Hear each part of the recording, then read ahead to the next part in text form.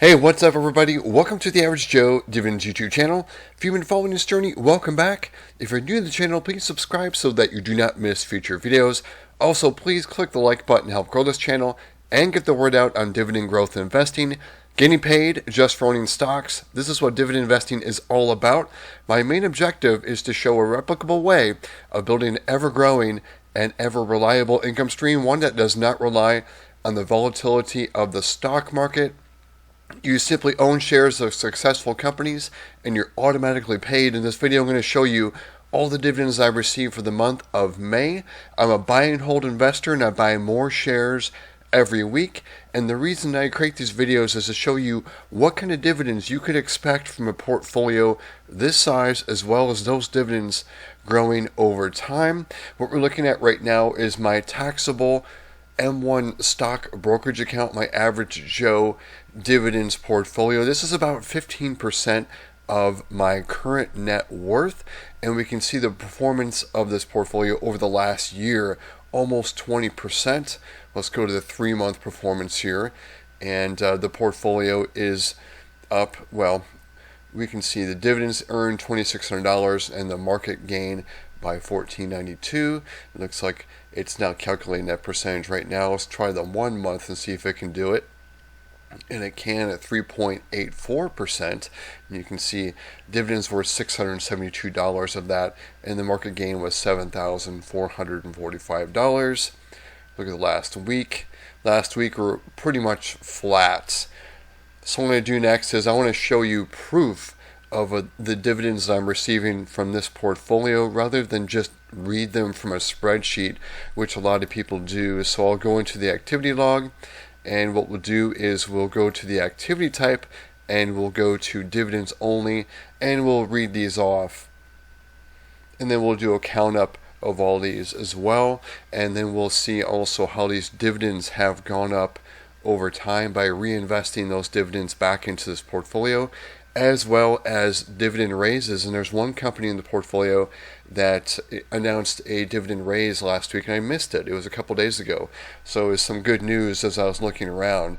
So let's take a look at the first dividend received for May. Was on the 1st, General Mills paid me $5.51. Then on the 1st again, Verizon paid me $51.61. And then on the 6th, PNC paid $7.84. And then Lowe's on the 8th paid me $6.63, and on the 10th Costco paid $2.86, and then next up American Express on the 10th also $4.38, and then A.O. Smith on the 15th paid me $3.35, and then in the 15th Realty, this is a monthly payer that paid me $12.31, and then Procter & Gamble on the 15th of $9.39. And then AbbVie also on the 15th, $39.19. Apple on the 16th paid me $3.51. Caterpillar paid $7.05 on the 20th. And on the 28th, KKR paid me $2.54. And then Starbucks paid me $8.70 on the 31st. And also on the 31st, this is the big one, monthly payer, BST, paid me $4.76.23. So right there you can see the proof right there in my activity log that these actually paid me and they went into my account. And what I did for my strategy was I took those dividends and reinvested them back into the portfolio, but these have not been reinvested yet. The Starbucks and BST, those are actually sitting in my portfolio right now as cash. And you can see there's the buying power, the $484.93. So let's jump to my tracking sheet here. You can see here this Google Docs spreadsheet. It shows all the positions in my portfolio. It's just a simple Google Docs spreadsheet. I'll leave a link below. And if you have an M1 account, you may find this really useful. So you can just go ahead and use that link and copy this over, especially if you have a lot of positions in an M1 portfolio. And I'll show you how we can quickly update things too as well. It actually, in the M1 data tab, when I do a paste, all I have to do is go to the holdings tab within M1 and it updates my portfolio automatically. just by doing a paste in there. And if you subscribe to the channel, you see my Monday video where I'll likely do a buy. I'll show you how I update that as well. And right now I don't have updates because I haven't updated since a new buy. I've already done that. So we can see on this page, this sheet tracks all my companies, like I said, everything in the portfolio. And you can see there's a company name, ticker symbol, the share price. That's pulled with a simple Google Finance function, and it pulls the share price. Here's the average share price, which is using a VLOOKUP on the M1 data tab, and the average share price, you can see it's pulling those numbers right there. Same with the cost basis as well. And also the number of shares, also the VLOOKUP from the M1 data tab. Here's the market value, my cost basis, my gain or loss in each position. You can see Starbucks, I have a loss. I think that's the only position where I have a loss right now, and it is because you can see with Starbucks, my average share price is $89 and the current share price is $80.25. So Starbucks, in my opinion, is on sale right now. We can see here is the quarterly dividends per share. One's highlighted in blue, these are monthly payers, and in purple is SCHD. This is variable. Every quarter they announce a new dividend. And here's the yield percentage if you were to buy new shares of, say, Fifth Third. And here's the yield on my cost. And very important here, the pay date. I want to see when I'm going to get paid, and I want to know how much I'm going to get paid. And we can see here are the dividends I received, and here's the total. So for the month of May, I received $641.10 just from this portfolio, and this again is 15% of my net worth. You can see here's also the total dividends that each position has paid me. We can see BST has paid me nearly $7,000 so far from the time I've earned or owned it. And we can see here are when these companies are likely to increase their dividend. I put variable for BST because they have not raised their dividend for a few years, and it's been at that 25 cent mark. Same with O. They have the opposite issue. Well, not issue, but O usually raises their dividend a few times a year. So it's not a fixed month when they do it. So unlike a AbbVie, when usually every October they increase their dividend, and the last time they did, it was by 5%. And that brings us up to Lowe's, and this was the last dividend increase of the month of May. I'm going to jump over to Seeking Alpha, and here was the news that Lowe's lifted their dividend by 5%, so we're up to $1.15 per share.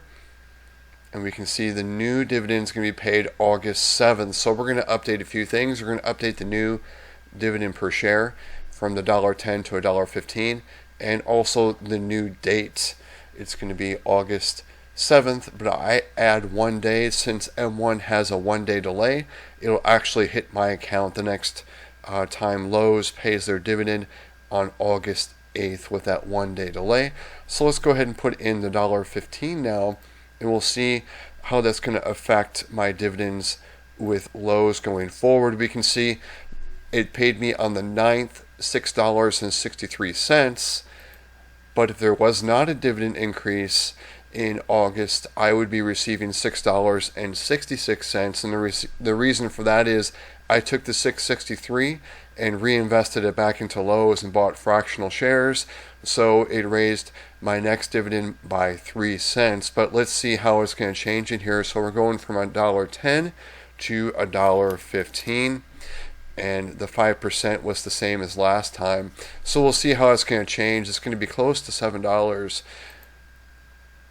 So $6.96 is what the new dividend from Lowe's is going to be, and that's again going to be August 8th for me. That's the pay date. August 7th is the actual, but again, there's a 1 day delay. So let's change that.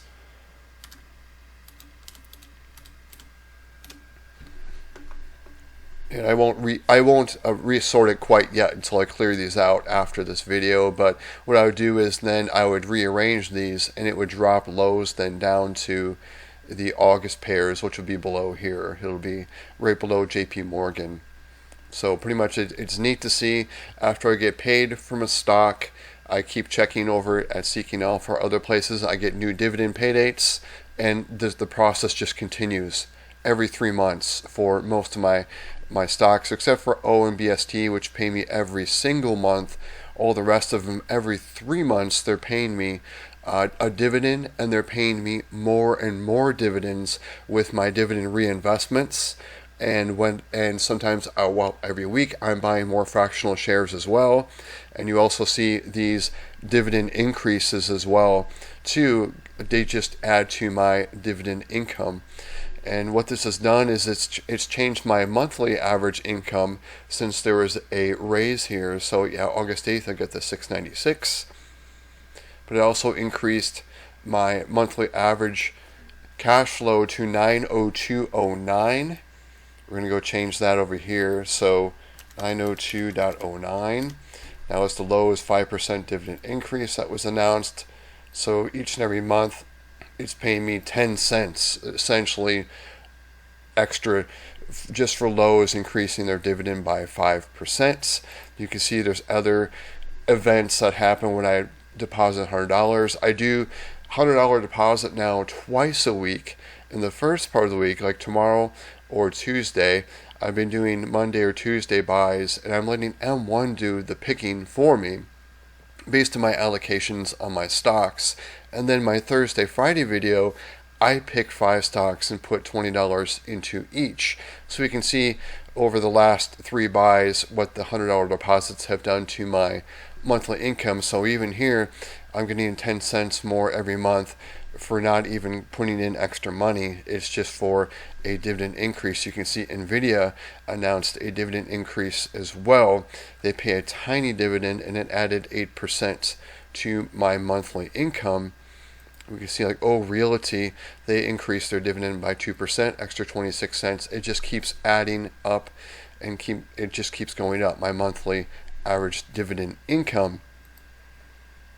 And we can see also here's what the quarterly income is from this portfolio, and the annual as well, almost up to $11,000. Let's go on over to my dividend tracking tab, and we'll just kind of see how this has gone up and what my progress has been over the years. I started doing these videos January 2021. You can see my first dividends paid for the month were $37.41. You can see how this has just been increasing. The portfolio value has been going up and up. You can see, let's go down to 2024, and we can see the portfolio has begun paying over $1,000 beginning in December 2022. Of course, the months of March, June, September, December pay the most because that is the last month of each quarter. And most companies pay their dividend at the last month of each quarter. Again, it's the March, June, September, and December. So we are in the second month of Q2. So June is going to be a big month for me. We'll see how much more June 2024 is compared to June 2023. We can see here's our dividends from May 2024, $641.10. We can see last year I received $549.97, almost $100 more a year later. And we'll look back to May 2022, it was only $58. So we'll go to May 2021, $47. And of course, it really started ramping up because of these huge deposits I made where I had equity in a home I no longer own. So I put it to work for me in this portfolio, and you can see what it's resulting in as far as dividends. We can see here for the month of May, we closed out at $901.99 for the average monthly dividend, and I added in my monthly dividend income an additional $6.43, increased that month over month by 0.72%, and annual dividends up to $10,823, and annual increase of $77.16. and those are the deposits I made. And now we're into June without even adding more to the portfolio. This is the Lowe's dividend increase. I have increased the monthly income by a dime, 0.01% only, but again, it was just because of Lowe's announcing that dividend increase.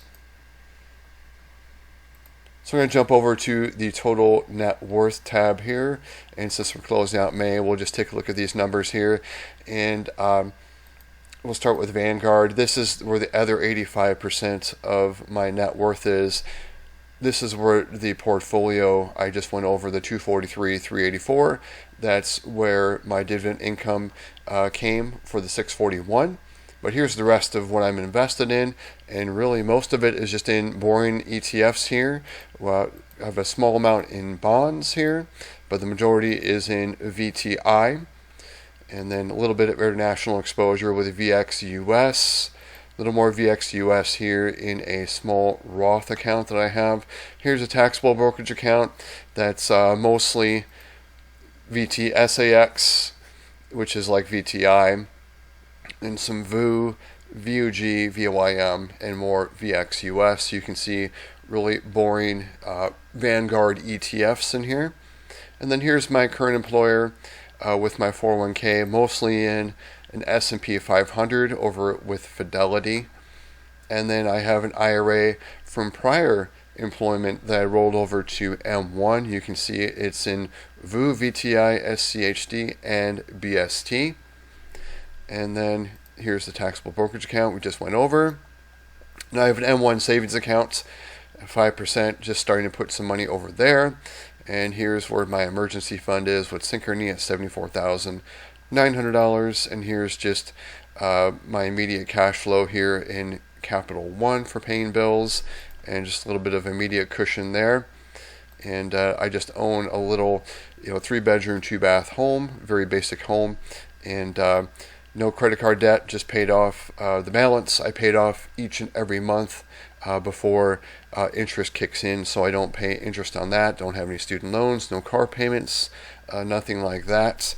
Just my only debt is in this mortgage, and so this is going to subtract out of my net worth, of course, but that's what the house is worth, subtracting this out. So total net worth, I'm just over $1.6 million. You want to see the breakdown of what that is. Heavily invested in stocks, a little bit of home equity, as well as cash, 1% in bonds. And then here's how it's weighted as far as pre-tax or after tax. After tax is actually like a taxable brokerage or cash, things I can actually get to.